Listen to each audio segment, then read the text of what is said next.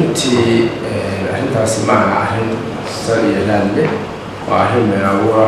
waa arrin runtii dad cadow ku ah danaha Soomaaliya khaasatan Puntland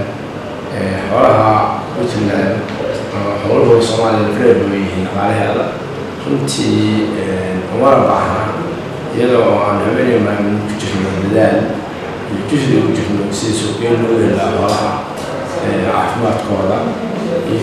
intii taysiintooda in haddana dad muwaadiniin sheeganaya oo dalka u dhashay inay miidiyaha soo geliyaan in cilada ka jiraan daweynta xoolaha arrintan waxaa ka arkaa masadaro waxaan arkaa arrin cadowtiimo ah waxaan arkaa arrin aan khusayn shakhsiyaad marka qofku shakhsiyaad la dhinayo kooban qofku meelo badan oo kala hadli karaa laakiin ummadda nolosheedii iyo danteedii iyo masiirkeedii iyo mustaqbalkeedii in lagu jirto laakiin aniga maadaama wasiirkiisa wasaaradda ahay siyaasadda wasaaradda inaan hogaaminayo tiimanka u dhameeyey hadda baxay waxaa runtii gacan weyn naga siisay African Union qaybta xoolaha IUF dhaqaalihii ku baxay iyada ayaa bixisay runtii ma ayna siin dawal caqli ma ayna noo keenin dawal caqli hay-adaha noo shaqeeya FOA IUF iyo qaar kale runtii dawalku waa la tiir oo wanaagsan bay u keenaan xoolaha Soomaaliya wasaaradduna ay ku shaqeysaa nasiib darro waxaa ah anigoo dareemaya qofka miidiyaha sii xogta inuu dhinaca kale ka sheegtay inuu bulfishan yahay xanaanada xoolaha sababtoo marka uu anigu wasiirkii ugu eedeeyay inaan askari ba ahay oo ciidamada waxaa dharaan aqoon xanaanada xoolaha agaasimaha guud uu ku eedeeyay mise aqoon lahayn xoolaha agaasimaha xeedkii uu kalkaaliyo ku sheegay soo shahaadada scientific uusan arag ma fahamta qolka qof bulfishan markaa sheeganaya waa ila muuqdaa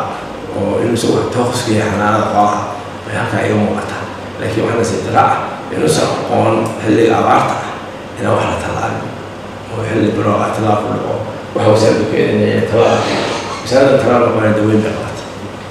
runtii inay wuxuusi yihiin been abuur arrintaas baa caddaynaysa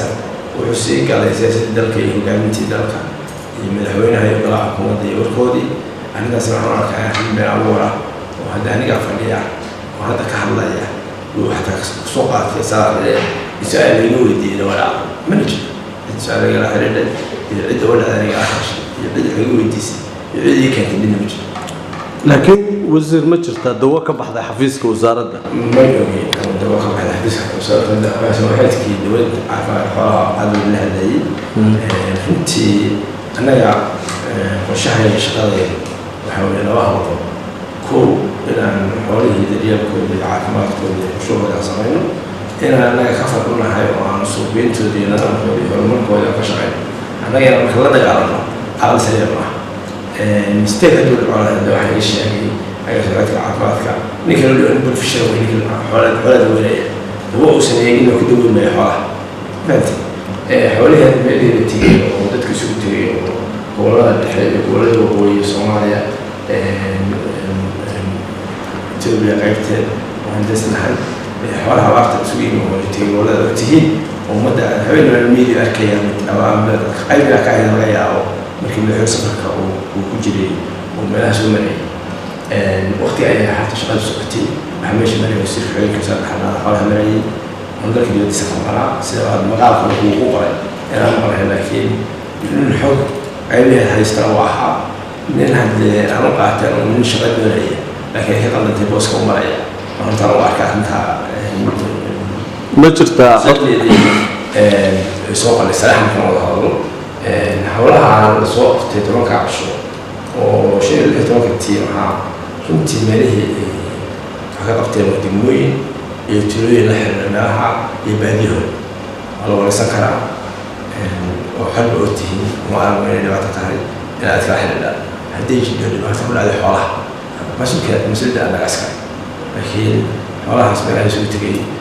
shalay u dhameysay cid baa ka arkay salaam markaa horteed lahaa oo miyi ka yimi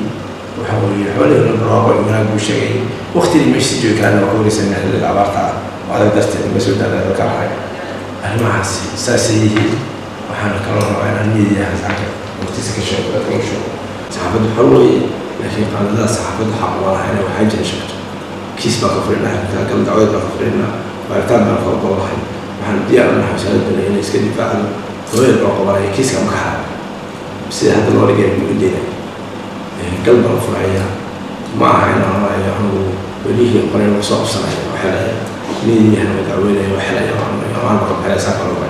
laakiin si sharciga waafaqsan marna dacwa inaan u marno dariiqada marno wax badan ma saxaafadda oo fadhiday qayb qayba ay ku caawinayaan saxaafadda caabuliyo ما أعرف الناس حبنا أنا قهنا أنا من كيس سير دفتر أنا أقول هذه الأمر وأنا أقول إنه وحكتني واحد أنا سأل هذا الوي وأهل الآن وهمونين سماع الحوار كراسي ولا إلى عشرة ولا يدوي أنا هاي المسؤول أنا أنت واحد بتقع وأهل الرش مد سماع بتقع وأهل بتقع وماذا عن حرير كلام هاي كراسي بتقع وأهل الدكوع لكن عاونا لا شيء للحوار أنت أصلا درتين مصر كلنا سهلا وفروض أنا أنت وعرقنا أنا وعر مسلمون وأنا سنا عنه هذا أنا وعجبال على هذا مواد في البتلان أنا حلك عن حيو المسؤولين ده مدة وحياة حسنات بقولها يعني أنا في حياة هذا توصل ما لي يجري هذا ولا يقدر كلام تقاطع ولا هذا لكن هذا لا غير أصلا وأهل المدة الصومالية أنا بدو حيسوي أنا أسوي تفرغ صحب جهلا إن حلو سوي ولا سوي وأنا عن سياحة إنه سياحة إنه قانين جراس إنه هذا ومدة كهولا وإنا يروح عيسى وحبيني من عندما جبت الموجود حلقة هاي إننا مجالين كجبنا مشاكل أو حتى قادر أنا يقعتان إذا ما لك أبني ولا كل حكمين بس كلين حتى سمكان سهلا معه أنا مدة حوالها وهولا محمد كان شخصا إلى خاطرت عملي معلم وتاجر دوين حوالها أنت يبقى أنت مش مصر أنت كعسل مش مصر ممكن على الجلية ودمنا عن معامل لأن هاي عن كاسي هل جدا ما حنا هاي لها يوم هنقول جوي عادي هنقول نترجع ونرجع حوالها هنقول ما يدل لنا رنتي سقوين كيف ولا سهلة لا وقعد كايش كلك تاجر ودلتو ضحايا إنه مدة الصومالية أي هالشو هي العافية قوى ولا عافية رفع أدنى من